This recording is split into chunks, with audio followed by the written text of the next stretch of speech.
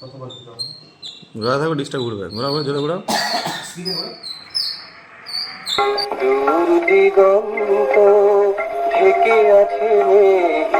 যে 1975 সালের রেকর্ড, তার কাভারটা পর্যন্ত আমার কাছে এখনো।